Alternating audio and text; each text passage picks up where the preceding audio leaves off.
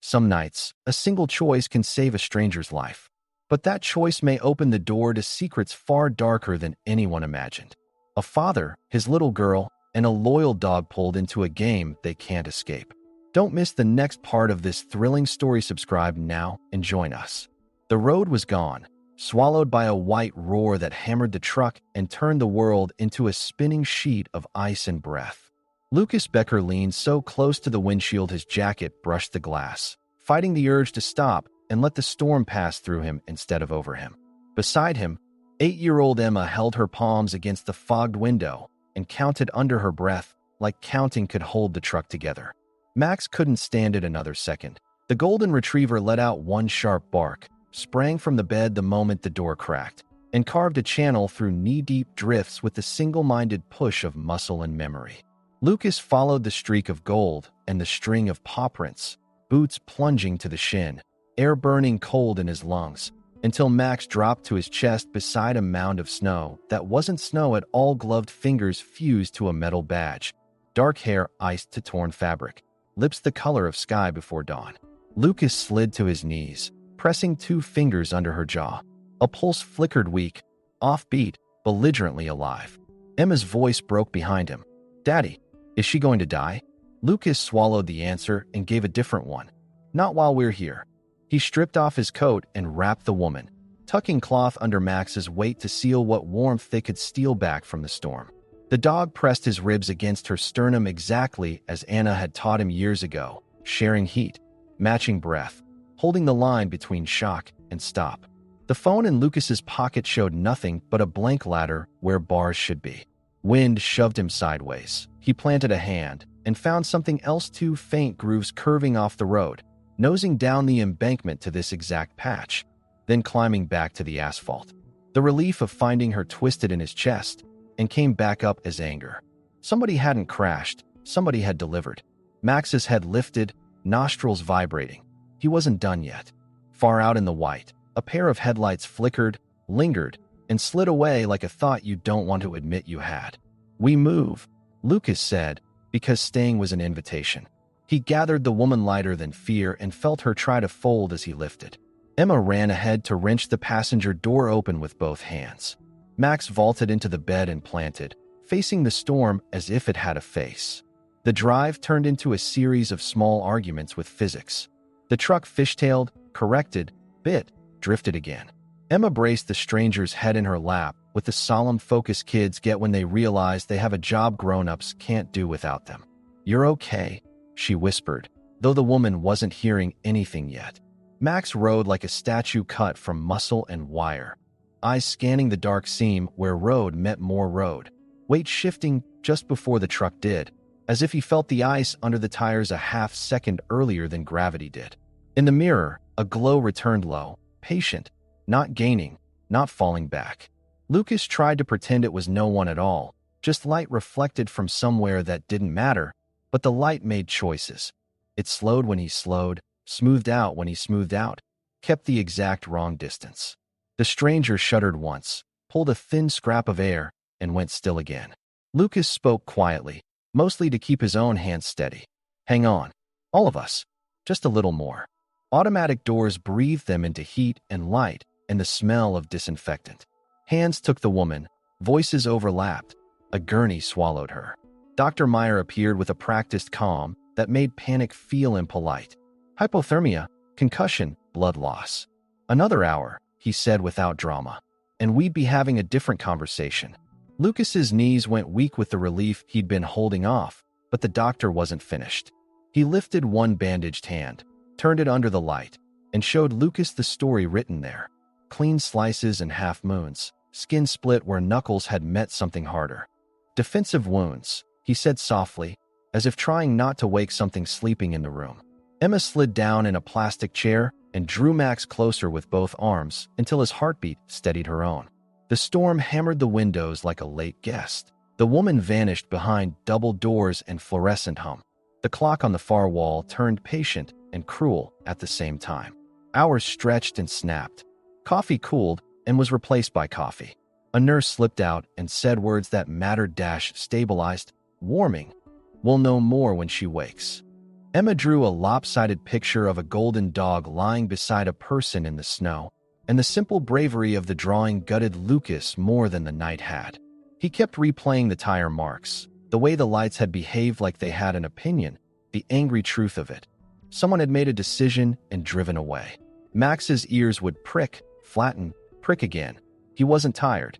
He was measuring. Lucas stood to stretch, and that was when the air changed, a shift so small it should have been nothing, and yet somehow everything. Max went from warm animal to wire taut in a single breath, body between Emma and the doorway before a thought could form. The glass doors sighed, and a man stepped into the waiting area with a smile that didn't get past his teeth. He didn't hurry, didn't raise his voice. He brought his own temperature with him and laid it over the room. "I heard you found somebody on the road," he said, eyes skating past Max to Lucas and pausing there like a knife deciding where to rest. Rough night to be out. He held up a small notebook, clicked a pen. The plastic tick-tick bit the quiet. "Crazy coincidence, your dog knowing right where to go in that mess."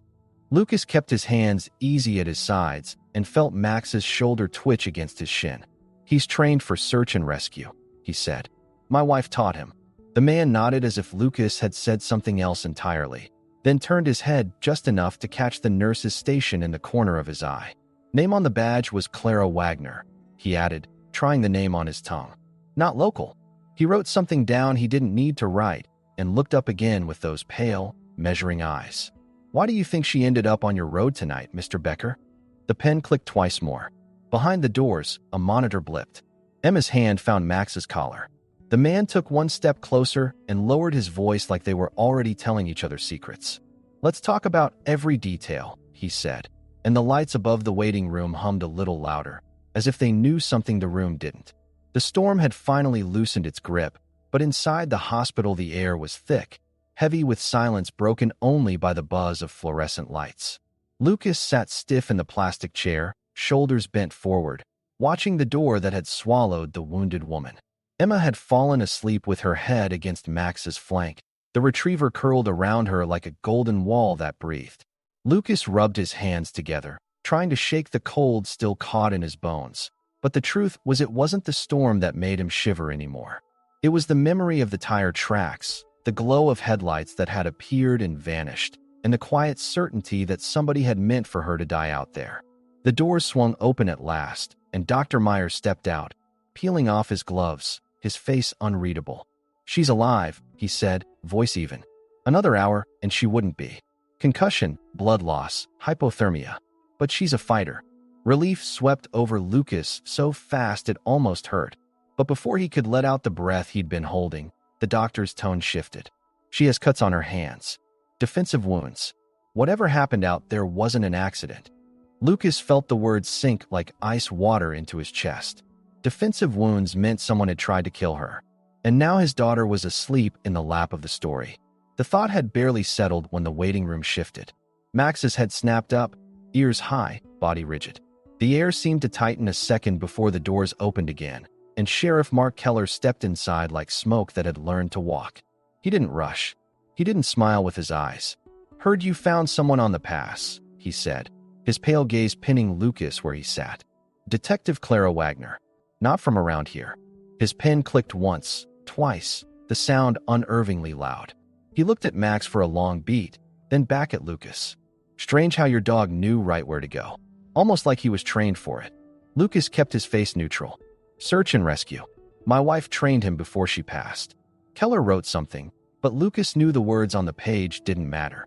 The sheriff's eyes already had their own conclusion. Emma stirred in her seat, blinking awake at the wrong moment. She pressed closer to her father, sensing the wrongness in Keller's presence without understanding it. Max shifted forward, muscles coiled, a low growl trembling in his chest. Keller's smile twitched, but never softened. "State police will want a statement," he said. "Every detail. And they'll want to know why a Denver detective ended up half dead here." He leaned in slightly, the weight of his stare cold enough to burn. "Think carefully before you leave anything out." Then, as suddenly as he had come, Keller turned, notebook snapping shut, and walked out, leaving the air colder than when he'd arrived. 2 days later, Clara opened her eyes. Pale light filtered through the blinds, and the first thing she saw was Max. curled at the foot of her bed like a sentinel carved from gold. Lucas sat beside her, weariness etched into his face, but his voice was gentle. "You're awake." Clara's hand drifted to the bandage on her head, wincing as she traced the line of pain. "How long?" she whispered. 2 days. "I'm Lucas. That's my daughter, Emma. And that's Max. We found you." Clara turned her eyes to the dog, something sparking behind her gaze. "Your dog. He saved my life." Emma skipped into the room, holding up a drawing of Max pressed against a woman in the snow. "I drew you," she announced proudly. Clara's hand trembled as she accepted it, her throat tight. "It's beautiful. Thank you." She glanced at Lucas then, and something passed between them, unspoken gratitude tangled with warning. Dr. Meyer stepped in with papers, explaining the risks of her head injury, the need for monitoring, asking if she had family nearby. Clara's smile was thin, brittle. "No one close. I was going to stay at the motor lodge." Lucas didn't think. The words were out before he could stop them. "It closed down. You can stay with us until you're back on your feet." Emma clapped. Max thumped his tail once in quiet agreement, and Clara hesitated just long enough for Lucas to wonder if he'd made a mistake. Then she nodded slowly, eyes heavy with secrets she didn't yet trust them with. As Lucas helped her into his truck that evening, Max leapt gracefully in after her, turning once to fix his gaze on the fading lights of the hospital. His eyes said what none of them were willing to speak aloud. Danger wasn't behind them. It was waiting ahead. The Becker house stood quiet at the end of a narrow street, its porch light flickering against the wind. Clara sat in the passenger seat, fighting the weight in her chest that wasn't only from the head wound. She had accepted their offer because she had no choice, but she knew what it meant dragging strangers into a storm that was already circling her. Lucas carried her small overnight bag, his movements steady, his jaw tight. Emma ran ahead, her laughter briefly breaking through the heaviness, while Max trotted beside her, tail swishing like a golden banner. Yet even as the door opened, Clara felt the eyes of the world still on her, watching, measuring, waiting for her to slip. Inside, the warmth was almost overwhelming. The smell of wood polish and old photographs lingered, and Clara noticed the details at once: the framed family pictures with one face carefully removed, the garden gloves tucked by the door, the echoes of a woman's presence that time hadn't erased. Emma tugged her father's sleeve. "Daddy, can Miss Clara stay in Mommy's room?" The words hung in the air like a sudden crack of thunder. Lucas froze, his eyes flickering with pain too deep to disguise. "The guest room will be fine," he said at last, voice low. Clara touched his arm lightly. "If it's too much, I can find somewhere else." Lucas shook his head, but before he could answer, Max padded toward the stairs, looking back as if to say the choice was already made. That night, Clara lay awake in the guest room, the house groaning gently as it settled into silence. Max had stationed himself at her door, breathing slow but ears twitching at every sound. Through the thin walls, she heard the clink of dishes downstairs, the restless shuffle of papers, the sounds of a man trying to busy himself against grief and fear. Clara turned on her side, guilt gnawing at her ribs. These people had pulled her from death's edge without knowing she carried enemies in her shadow, and those enemies would not hesitate to harm anyone who stood near her. She reached down, fingers brushing Max's fur, whispering into the dark. "What did you see out there, boy? What do you know that I don't?" His tail tapped once against the floor, as if he understood more than words aloud. Morning arrived with the scent of coffee and frying bacon drifting upstairs. Clara found Lucas at the stove, sleeves rolled up, steam rising around him like a halo of ordinary life. Emma sat at the table with her homework spread wide, tongue caught between her teeth in concentration, while Max stretched in a patch of sunlight by the door. For a brief moment, Clara let herself pretend this was normal, that she belonged in a place where mornings began like this. Lucas glanced back, his voice easy. "How's the head today? Any dizziness?" Clara touched the bandage, surprised at how much better she felt. "Much better. Thank you." She meant more than she said. For the first time in years, she had woken in a home, not a hotel room or a safe house. And it hurt in ways she hadn't expected. The knock came sharp against the door, shattering the moment. Max bolted upright, hackles high, a growl vibrating deep in his chest. Lucas's jaw tightened, annoyance flashing across his features. Through the window, Clara saw the patrol car, its presence more threat than protection.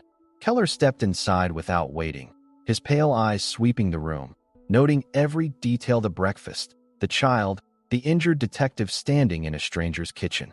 He smiled, but it carried no warmth. "Detective Wagner," he said smoothly. "Feeling better? Good.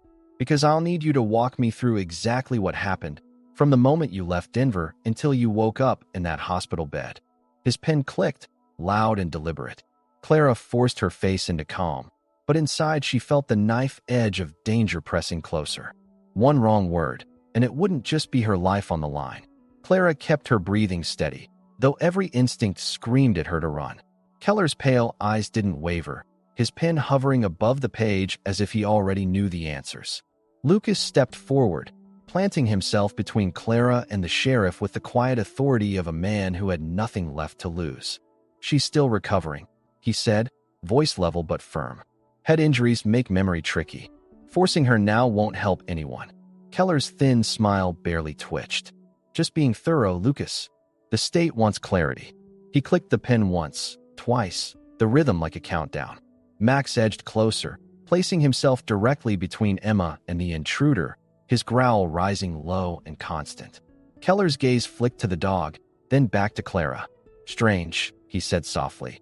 "How some animals know exactly who to trust." When Keller finally left, the silence that followed was heavier than his presence had been. Clara sat at the kitchen table, coffee untouched, staring at the wood grain like it could offer answers. Lucas sent Emma upstairs, then turned back to her. His voice was quiet, steady. "You're not here because of an accident. What's really going on?" Clara hesitated, but the weight of the lie was crushing her. She lifted her eyes, meeting his. "I'm investigating Keller and others in his department. Corruption, evidence tampering, worse. Things that should have put men in prison, but instead got buried." Lucas's face shifted from disbelief to grim certainty. Max pressed against Clara's leg as if to anchor the truth. "That's why he looked at you like that. He knows." Clara nodded, her throat tight. "And now you know too, which makes you and your daughter targets." Lucas didn't flinch. His jaw tightened, but his eyes held hers without hesitation. "Then we do this smart. You focus on what you came here for. I'll handle the rest. Emma stays safe, no matter what." His words were simple, but they carried a weight Clara hadn't heard in years: unshakable determination born of love. For the first time since she'd been dumped in the snow, she felt like she wasn't carrying the fight alone. Max thumped his tail once, the sound sharp in the stillness, as if sealing the pact. Clara leaned forward, lowering her voice. "If this goes wrong, you take her and run. Don't look back. Promise me." Lucas held her gaze, his silence the kind of answer that meant refusal and agreement at the same time. The plan they built was fragile, stitched together with hope and necessity. Clara would play the role of the injured detective with fractured memory, buying time while she gathered proof Keller couldn't bury. Lucas, with his reputation as the town's reliable handyman, would keep his ears open, slipping into places unnoticed where an outsider would be questioned. And Max was more than a dog now. He was their warning system, their shield, the guardian who saw danger before anyone else did. Emma remained at the center of it all, her safety the compass that guided every choice. But as they spoke, Clara felt the weight of something larger pressing in, a shadow that stretched far beyond Keller's reach. That afternoon, Clara slipped into the small post office, using the public computer to send a coded message to her FBI contact. She requested backup, protection, extraction for the family who had risked everything by saving her. The reply came within minutes, faster than she expected. Her blood went cold as she read the words on the screen. "Case compromised. Trust no one in law enforcement. Corruption runs higher than anticipated. Maintain cover. Await further instructions." Her pulse hammered as the reality sank in. This wasn't just about Keller. The conspiracy reached far beyond him, and she was standing in the middle of it, dragging the Beckers down with her. Clara left the post office with her heart pounding in her ears. The message on the screen replayed itself over and over in her mind: trust no one. Corruption higher than anticipated. Max had followed her somehow, slipping away from the Becker house to find her, and when she stepped outside, he was already there, golden fur dusted with snow, eyes fixed on her as if he'd known she needed him. She knelt quickly, pressing her forehead against his, whispering, "It's worse than I thought." Max's ears flicked, his gaze cutting over her shoulder. Clara turned to see a black sedan idling across the street. Two men inside watching the world with the practiced stillness of predators. Her stomach dropped. They weren't hiding, they wanted her to see. She forced herself to walk calmly, Max close at her side, every step back to the house feeling like she was crossing open ground under a sniper's eye. In the workshop behind the house, Lucas was reorganizing his tools, but his jaw tightened the moment he saw her expression. What happened? Clara didn't waste words. The FBI's already investigating. It goes higher than Keller. And there were watchers outside the school. The color drained from Lucas's face. Emma, he breathed, the name sharp with panic. Without hesitation, he grabbed his jacket, his hands already moving with a father's clarity of purpose. We get her. Now. The drive to the elementary school was short, but it felt endless. Clara sat rigid in the passenger seat, eyes scanning every mirror, every shadow, while Max stood braced in the back, his body wound tight. As they pulled up, she saw it the same black sedan parked too close to the playground. The men inside turned their heads just slightly as the truck passed, acknowledging her presence without a smile, without a word. The air grew colder. Emma came bounding out of the school, backpack bouncing, her innocent grin cutting through the tension like sunlight through storm clouds. She ran toward the truck, waving. For one terrifying second, Clara thought the sedan doors might open, that the men would move. But they didn't. They just watched, memorizing faces, cataloging details.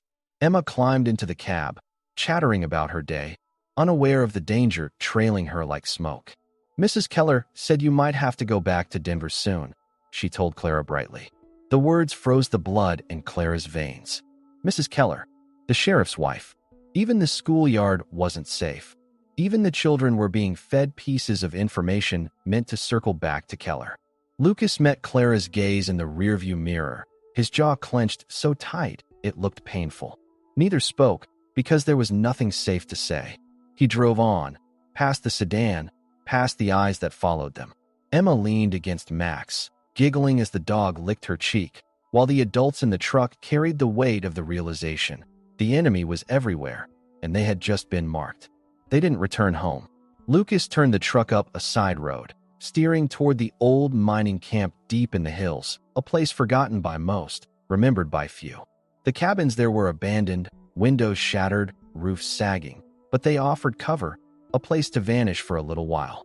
Emma fell asleep in Clara's lap as the truck climbed the winding road, blissfully unaware of how her life had just changed. Max shifted constantly, ears pricked, tail low, alert for every sound. Clara looked out at the trees closing in around them, shadows stretching long and sharp, and realized the truth. They weren't just hiding from Keller anymore. They were hiding from something larger, something that reached higher than either of them could imagine. The mining camp loomed out of the trees like the ghost of another century, its broken windows and rusted frames whispering of lives long gone. Lucas parked the truck behind a half-collapsed shed, killing the engine. Silence rushed in, the kind of silence that made your own heartbeat sound too loud. He lifted Emma carefully, cradling her against his chest. She murmured once in her sleep, but didn't wake. Clara followed, Max circling them both, his nose twitching at scents too faint for human senses. The air smelled of wood rot, damp earth, and something else, something metallic that set her teeth on edge. They were alone for now, but it didn't feel like safety. It felt like the pause between storms. Inside the largest cabin, Lucas started a fire in the old stone hearth. The flames licked the shadows back into the corners, but even their glow couldn't erase the unease. Clara sat on the edge of a bunk, head in her hands, replaying the words from the message that had shattered her last hope of backup. Trust no one. You're on your own. Max settled at her feet, his warm weight grounding her, but his ears never stopped twitching, his eyes never left the door. Lucas came to sit beside her, exhaustion carved into the lines of his face. Tell me straight, he said. How bad is this? Clara lifted her head, her voice flat. It isn't just Keller. It's bigger. It reaches into places we can't touch. If we stay, they'll come for us. If we run, they'll follow. Lucas's jaw worked as he stared into the fire. So what do we do? His tone wasn't fear, it was steel, sharpened by the reality of being a father with no margin for mistakes. Clara took a deep breath. We gather proof. Enough that they can't bury it. I already sent out part of it. If anything happens to me, it will surface. But until then, we hold on. She glanced at Emma, curled in sleep, innocent even in this crumbling place. They'll come for her to get to me. That's why I can't let this end here. If we fight smart. And we fight together. Lucas met her eyes, and for a moment, she saw not just a grieving father but a man who had chosen his line in the sand. Then that's what we'll do. The night deepened, the wind pressing at the walls like a restless hand. Emma shifted in her sleep, whispering something only she understood. Max stood suddenly, stiff, ears pricked toward the window. Clara froze. Lucas rose silently, stepping closer to the glass. At first he saw nothing but dark trees. Then faint, distant 2 points of light moved between the trunks, too low to be stars, too steady to be fireflies. Headlamps. Vehicles crawling slowly, deliberately, up the old road to the camp. Clara's stomach dropped. They found us. Lucas turned, his face hardening. Then it starts tonight. The fire popped, throwing sparks into the room. Emma stirred. Max pressed himself against the door, teeth bared, a growl rumbling low and certain. Clara gripped Lucas's arm, her voice a whisper carried on the smoke. We don't outrun this anymore. We stand. Outside, the lights grew brighter, closer, washing over the trees like the opening of a stage curtain. The storm they had feared was no longer waiting. It was here,